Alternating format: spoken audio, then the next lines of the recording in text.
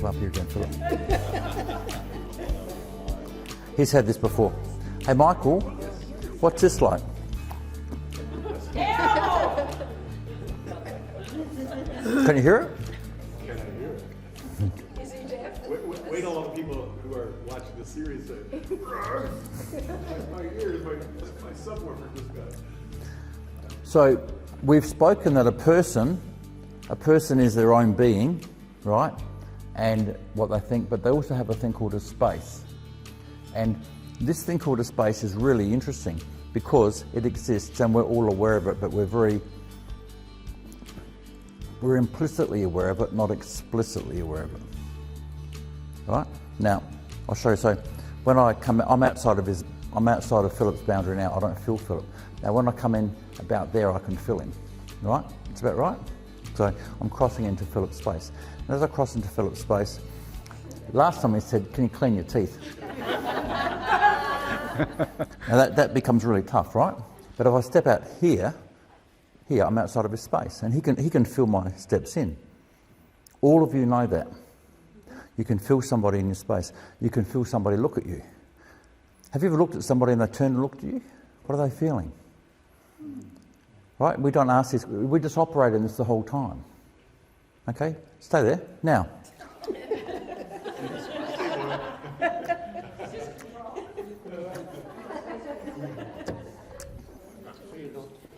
I've got a club here.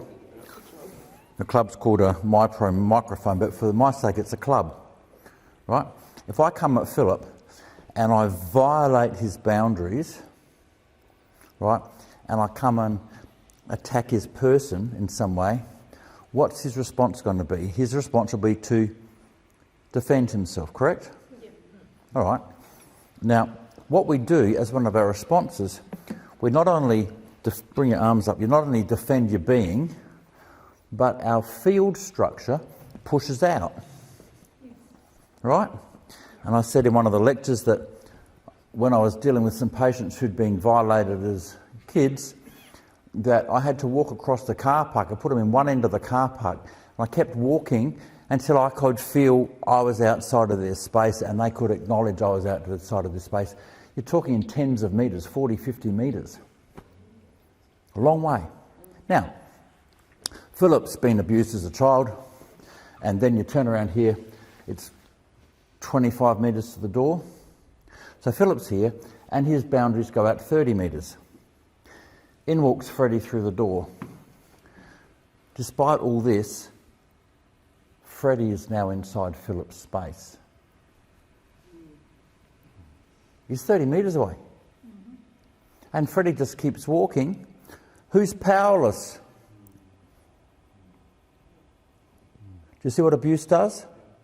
And so if you don't understand this non-physical space, which you have to bring back in, and I find it staggering because I'm interested in physics, I don't understand the physics of this in a field structure. Fields go out forever. This is a defined field that acts like a force field that can come in and out and we can control it. So what we do, we could get patients to bring their arms up and tap their elbows like this. Right, now Philip, look at me, and I want you to suck your space in. And take it back to yourself. See, I'm outside of space still now. I'm closer than I was before. Suck it in. I'm still outside of space. This is variable. I know, so he's got it back to there, right? Okay, you could feel that, couldn't you? Yeah. Right, so he's brought it back from there to there. This is a dynamic field structure. How the hell does that work? It's staggering. We've all got it. So I get people to hold their arms up and tap their arms. Why do I tap them? And it gets their body, brings your body back into presence because you're in a flesh being, and bring your field structure back to your arms, I say. Why do your arms? Because you can punch across your arms. You can defend your boundaries. When your boundary's out 50 metres, you've got 100 people in your space and you can't defend yourself. Go and try an international flight with that one. Try walk through Marion, or which is like a large mega mall shopping centre. You know, it's 30 metres wide and there's people everywhere and everyone's in my space. How do you bring it back? You've got to bring your soul boundaries back. So the first thing that abuse does is when we violate somebody, as little kids, they push out. Kaboom goes their space. But pushing out a field doesn't do anything to a physical body. Okay, sit down, Phil, thanks.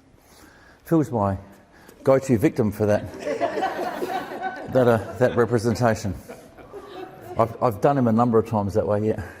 Do you know it's variable too, because some people will be allowed to be inside that space, but other people don't know, or you know that you don't want to know. For the question, we allow some people in the space, and if we can pull it back, and we do, and we don't let them in. Yeah, people who've got variable control can bring it right back in. You should be aware of it, and you should be able to bring it back to yourself, so you can be sitting next to somebody and they're not in your space. Because they've got freedom, that's good. That means it's a bit of peace and quiet for you without you feeling everything going on around you. Okay, so abuse occurs when the boundary, space and person of one is violated and damaged by another. The boundary, that space in between, and the person. Now what we've thrown in here, there's plenty of stuff out there on abuse, and you can look at this. What we're doing is we're just giving a slight spiritual, theological understanding of where to go on it. All right? The aim of abuse is to violate the will and ultimately control the person. All right? So the person's then broken up. The person pushes out their boundaries. And the person is often paralysed in a freeze response and can't defend themselves. Do you think that's a way that you could make a part in an older person? Right? So you need understanding abuse in that structure. And then the next problem you've got is what happens and how we relate on that. And I think it's over here.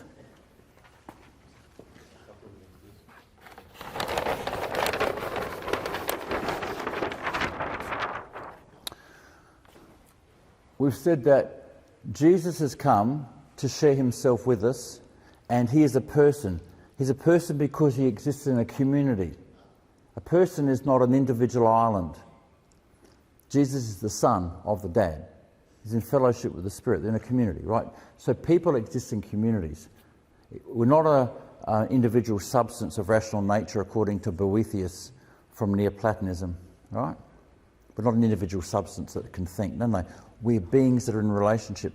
Now, if I'm fully free and fully responsible for myself, my emotions, actions and thoughts, I'm responsible to you but not for you.